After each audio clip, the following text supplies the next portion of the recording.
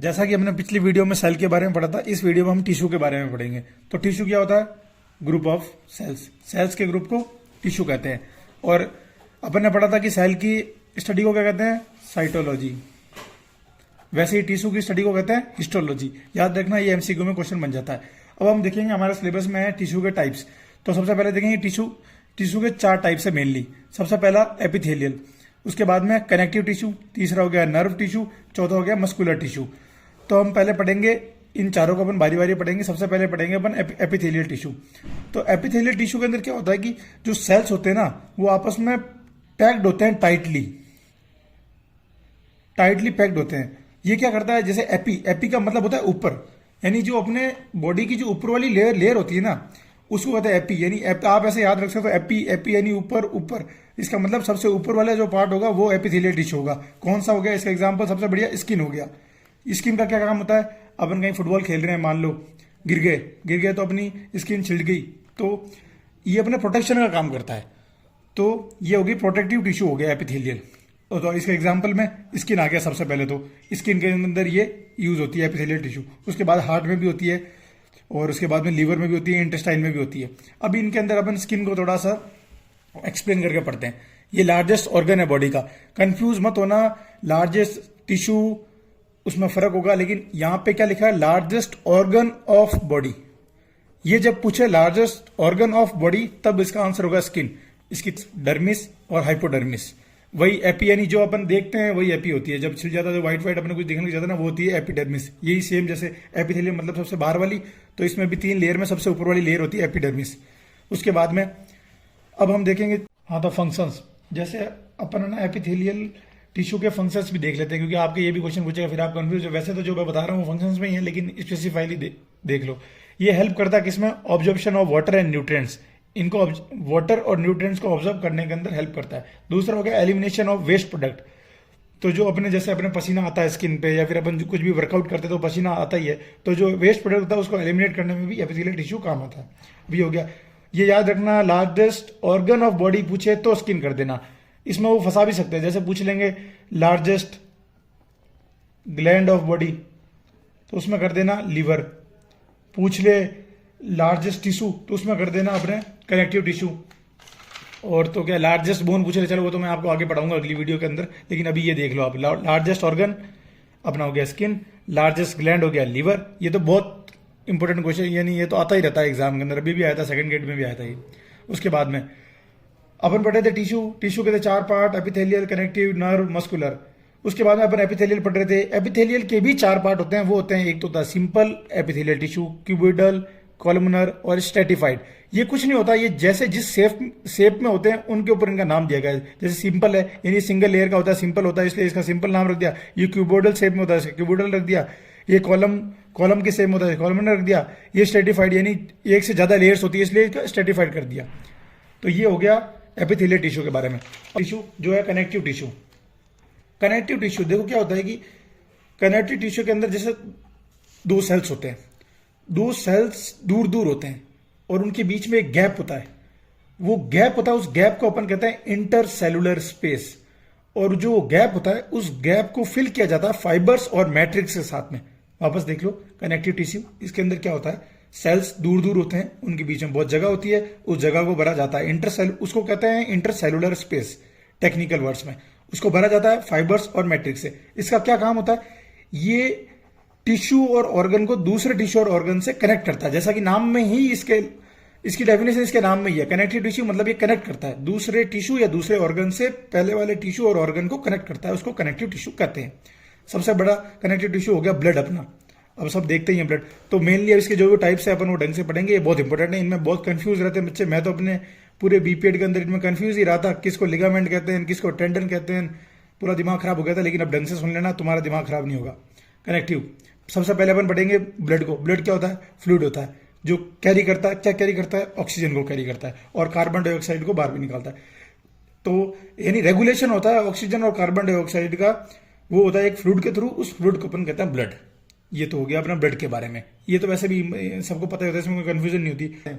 Bone क्या होता है? रिजिड ऑर्गन होता है। हार्ड ऑर्गन होता है, क्या करता है? प्रोटेक्ट करता है वेरियस ऑर्गन। वैसे बोन के बारे में मेरे को पता है, आपको पता ही होगा। बोन्स होती है जो अपन को बोन्स होती है, यहाँ पे बोन्स है, पूरी बॉडी में ही बोन्स है, यहाँ पे क्या है, तो बोन्स क्या करती है, प्रोटेक्ट करती है अपन को, अपने वेरियस ऑर्गन से प्रोटेक्ट करती है। फिर आते हैं ये सबसे कंफ्यूज होते हैं जो नॉन साइंस बैकग्राउंड के होते हैं, उनको बेचारों को नहीं पता होता लिगामेंट क्या होता है, टेंडन क्या होता है। इन दोनों के अंदर बहुत कंफ्यूजन रहता है। तो देखो क्या होता है लिगामेंट, यहाँ लिख देते हैं लिगामेंट और यहाँ लिख देते हैं टेंडन। पहली बात, दोनों टिश्यू है, ठीक है, टिश्यू तो है ही दोनों ही, तो टिश्यू। फिर उसके बाद में लिगामेंट टिश्यू कनेक्ट करता है बोन को बोन से, यानी किसको कनेक्ट करता है, कनेक्ट तो करेगा ही क्योंकि कनेक्टिव टिश्यू है। तो कनेक्ट किसको करता है, बोन को बोन से ही कनेक्ट करता है लिगामेंट। कौन सा टिश्यू है जो बोन को बोन से कनेक्ट करता है, वो होता है लिगामेंट। फिर आता है टेंडन पे, टेंडन भी टिश्यू है, ये भी कनेक्टिव टिश्यू, तो मतलब कनेक्ट ही करता हुआ किसी को। किसको कनेक्ट करता है, मसल को बोन से। किसको करता है, मसल को करता है बोन से कनेक्ट। याद रखना, बोन से बोन को कनेक्ट करता है लिगामेंट और मसल को बोन से करता है टेंडन। इन दोनों में कंफ्यूज मत होना, ये याद रखना, यानी कंफ्यूज हो जाओगे तुम। उसके बाद में आता है अपन कार्टिलेज पे। कार्टिलेज कुछ नहीं सपोर्ट देता है अपने आस, नहीं कार्टिलेज कुछ नहीं सपोर्ट करता है, यानी दूसरे ऑर्गन्स को। ये किसमें होता है, कान में होता है, यानी थोड़ा लचीला टाइप का होता है, उसको कार्टिलेज कहते हैं। बाकी ज़्यादा डिटेल में बाद में पढ़ेंगे अपन, अभी आपके एग्जाम के लिए हिसाब से ये सही है, बाकी डिटेल में पढ़ाऊंगा इन सबको, अभी तो ये बहुत डिटेल में आएंगे अभी तो और आगे। फिर अपन तीसरा, अपन ने 2 पढ़ लिया है, पहले एपिथेलियल टिश्यू पढ़ा था, एपिथेलियल के अंदर अपन ने इसके 4 पार्ट भी पढ़े थे, सिंपल, कुबोइडल, कोलमनर, स्ट्रेटिफाइड। उसके बाद में अपन स्किन पढ़ा था, स्किन की 3 लेयर पढ़ी थी, टिश्यू 4 तरह के थे, उसमें एक खत्म कर दिया, दूसरा कनेक्टिव भी कर दिया। अब अपन तीसरा नर्व पढ़ने वाले हैं, ठीक है, nervous tissue. Nervous tissue mainly तीन चीजें होती है इसमें। ब्रेन को बहुत डिटेल में पढ़ना पड़ेगा, अपन आगे पढ़ेंगे। स्पाइनल कॉर्ड और नर्व सेल, इनको भी बहुत डिटेल में पढ़ना पड़ेगा, आगे पढ़ेंगे अपन। एक बार आप अपने थ्योरी के अंदर टिश्यू के अगर आ जाएगा कैटेगराइज करो तो उनमें ये लिख सकते हो आप हल्का हल्का इनके फंक्शंस वगैरह। तो नर्वस टिश्यू में 3 पार्ट लिख देना, brain, spinal cord, nerve cell. इसका क्या काम होता है, मेन काम क्या होता है, transmission of message in our body. कोई भी मैसेज अपनी बॉडी के अंदर पहुंचना होता है, वो अपन नर्वस टिश्यू के द्वारा पहुंचता है। जैसे अपन फुटबॉल खेल रहे हैं, फुटबॉल खेलते खेलते किसी ने अपने पांव पे मार दी, जोर से मारी, जैसे ही मारेगा अपने मुंह से आवाज निकलेगी, या फिर अपन गिरेंगे, या फिर जो भी आवाजें निकलती है ना, अपन जब भी अपने लगती है कहीं भी, तो जो आवाजें निकलती है उसका सिग्नल जाता है एक। तो जो सिग्नल जाता है वो कहाँ जाता है, वो ब्रेन में जाता है, और जो ब्रेन में जाता है तो वही सिग्नल, मेरे को वर्ड याद नहीं आ रहा। हाँ, तो इसका मेन फंक्शन क्या था, transmission of message in our body, यानी अपनी बॉडी के अंदर जो भी मैसेज पहुंचाना है दिमाग के अंदर, वो पहुंचाता है नर्वस टिश्यू। जैसे कैसे, जैसे कहीं पे आग लग रही है, अपन ने वहां पे हाथ डाला, तो जैसे ही अपन हाथ डालेंगे अपना हाथ जलेगा, तो हाथ जलती ही अपन हाथ वापस खींच लेंगे। तो जो हाथ वापस क्यों खींचेंगे, क्योंकि वहां से एक मैसेज गया ब्रेन के पास में, मैसेज गया, एक इंपल्स गया, एक रिएक्शन हुआ। वो किसके द्वारा हुआ, वो हुआ नर्वस टिश्यू की वजह से। यानी जो भी अपनी बॉडी का रिएक्शन होता है वो इसकी वजह से होता है। तो ये एक और इंपॉर्टेंट लाइन है, functional unit of nervous system. ये functional unit of nervous system कौन है, न्यूरॉन है। ये याद रखना, ये क्वेश्चन भी आता है, एमसीक्यू में भी आता है, भर्तियों में बहुत बार आ रखा है और आता रहेगा। तो ये हो गया अपन नर्वस टिश्यू के बारे में, ठीक है। चौथी और लास्ट, मस्कुलर टिश्यू। इसको भी अपन बहुत डिटेल के अंदर इसकी एक अलग से वीडियो बना के पढ़ेंगे। एक बार अपन आपके अगर टिश्यू का क्वेश्चन आ जाए तो उसमें कैटेगराइज करने के हिसाब से कर सकते हैं, उसके हिसाब से बता रहा हूँ इसको भी। तो मस्कुलर टिश्यू ये किसके लिए रिस्पॉन्सिबल होता है, movement of the body parts. यही अपने मसल्स, कुछ भी मूवमेंट कर रहे हैं अपन, चल रहे हैं, घूम रहे हैं, सो रहे हैं, उसमें भी अपना मूवमेंट है। तो जो भी अपने बॉडी का मूवमेंट हो रहा है उसमें मस्कुलर टिश्यू का काम है। अब ये क्या होती है, मेनली 3 टाइप्स की मसल्स होती है, पढ़ लेते हैं एक बार कौन कौन सी टाइप की होती है, बाकी इनको डिटेल में मैं अगली वाली वीडियो में पढ़ाऊंगा। तो इनमें कंफ्यूज नहीं होना, ये बहुत कंफ्यूजिंग करती है, ये भी इनका एक बार डिटेल से मैं पढ़ाऊंगा, बाद में एक बार ऊपर ऊपर से देख लो। तो क्या होता है, स्केलेटल मसल। सबसे पहले तो स्केलेटल मसल, ये वॉलंटियरी होती है और स्टेरिटेड। इनका मैं एक बार आपको डिटेल में पढ़ाऊंगा, एक बार आप तो याद ही कर लेना इनको, तो लिखने के हिसाब से कि वहां कैसे लिखोगे इन तीनों को नाम से। तो मैन का जो 40% वेट होता है ना बॉडी का, वो स्केलेटल मसल से होता है, यानी अपने हड्डियां फड्डियां ये सब आता है स्केलेटल मसल के अंदर।